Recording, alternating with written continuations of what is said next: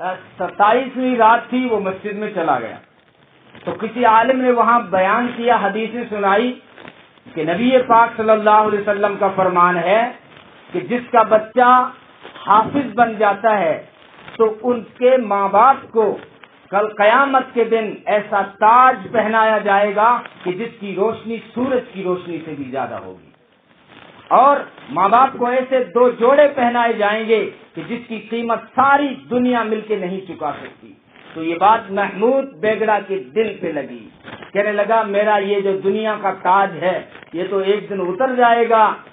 یہاں لوگ وردیاں اتار دیتے ہیں، وہ مشرف کہتا تھا نہیں اتاروں گا، مشرف کہتا تھا نا وردی نہیں اتاروں گا، اب پوچھو حال کہاں چھپتا پھر رہا ہے۔ تو یہاں وردی اتر جاتی ہے، تاج اتر جاتے ہیں۔ محمود بیگڑا نے کہا ایک کاش میرا بیٹا کوئی قرآن کا حافظ ہوتا تو مجھے قیامت کے دن تاج پہنایا جائے گا، اور آخرت کا تاج عارضی نہیں ہے، دائمی ہے، ہمیشہ کے لیے اس کو تاج ملے گا۔ تو اس کے بیٹے خلیل خان نے، جو بروڑا کا گورنر تھا، اس نے سنا کہ باپ کی یہ تمنا ہے کہ بیٹا حافظ ہو، تو وہ حالانکہ دن میں حکومت کے کام کرتا تھا، بروڑا کی گدی پر تھا، دن میں حکومت کے کام سنبھالتا، راتوں کو جاگ کر قرآن کو اس نے حفظ کرنا شروع کیا، اور 2 سال میں پورا قرآن اس نے حفظ کر لیا۔ 1-2 پارے بچے تو اس کی آنکھیں خراب ہو گئی، طبیعت خراب ہو گئی۔ ڈاکٹروں کے پاس گئے، ڈاکٹروں نے کہا راتوں کو جاگنا چھوڑ دو، تمہاری آنکھوں کی سرخی بتا رہی ہے کہ تم خطرے میں چل رہے ہو۔ تو خلیل خان نے کیا پیارا جواب دیا تھا، کہا ڈاکٹروں یہی سرخی کل قیامت کے دن سرخروئی دلائے گی، یہی سرخی کل قیامت کے دن سرخروئی اور کامیابی دلائے گی۔ خیر 2 سال میں قرآن مکمل کرنے کے بعد جب اپنے باپ کو محمود بیگڑا کو آ کے بتایا ابا جان آپ کی تمنا پوری ہو گئی، آج میں نے قرآن حفظ کر لیا، تو محمود اپنی جو ہے گدی سے اٹھتا ہے اور بیٹے کو جو معانقہ کرتا ہے سینے سے لگا لیتا ہے اور کہتا ہے میرے بیٹے چاہے میں تیرا باپ ہوں، اس رشتے سے تو چھوٹا ہے، لیکن آج تو نے اللہ کا کلام اپنے سینے میں لے کر اپنے باپ سے بھی بڑا مقام حاصل کر لیا ہے۔ آج کے بعد احمد آباد کا بھی تو بادشاہ ہے، بروڑا کا بھی تو بادشاہ ہے۔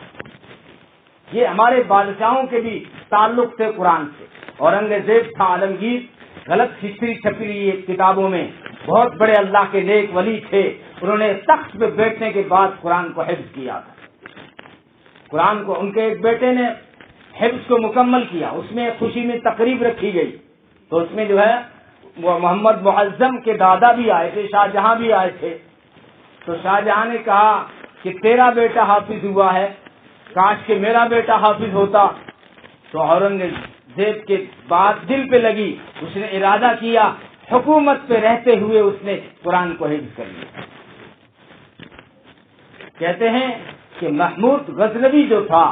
اس کو 3 باتوں کا بڑا کھٹکا لگا رہتا تھا۔ اس کے نسب کے بارے میں اختلاف ہے، یعنی ہسٹری کچھ کیا کہتی ہے کچھ کیا کہتی ہے، تو اس کو خود کو شک تھا کہ میرا نسب کیا ہے، صحیح میں صحیح کس کا بیٹا ہوں۔ دوسری بات کہ دھرتی پر سب سے بلند شخص کون ہے، سب سے بڑی ہستی کون ہے، یہ مجھے معلوم کرنا ہے۔ تیسری بات اس کے دل میں یہ آئی کہ اللہ کے رسول مجھ سے محبت کرتے یا نہیں کرتے، مجھے چاہتے ہیں یا نہیں چاہتے، مجھ سے خوش ہیں یا نہیں ہیں۔ یہ 3 باتیں، پہلی بات یہ تھی کہ میرا نسب صحیح ہے یا نہیں، دوسری بات یہ ہے کہ دھرتی پر سب سے بلند ہستی کون ہے، تیسری بات یہ تھی کہ اللہ کے رسول مجھ سے محبت کرتے یا نہیں کرتے۔ تو ایک مرتبہ اس نے ایک مرتبہ طالب علم کو کھانا کھلایا، کسی طالب علم کو کھانا کھلایا، تو اسی رات اللہ کے رسول صلی اللہ علیہ وسلم خواب میں آئے اور کہا اے سبکتگین کے بیٹے، آج تو نے دھرتی پر سب سے بڑی ہستی کا اکرام کیا ہے، اس لیے اللہ کا رسول تم سے خوش ہے۔ 3 باتوں کا جواب دے دیا۔ سبکتگین کے بیٹے کہا کہ نسب پہ مہر لگا دی، اور کہا کہ دھرتی پہ سب سے عظیم وہ ہے جو علم حاصل کر رہا ہے۔ اور حدیث بھی ہے، نبی پاک صلی اللہ علیہ وسلم کا فرمان ہے کہ جب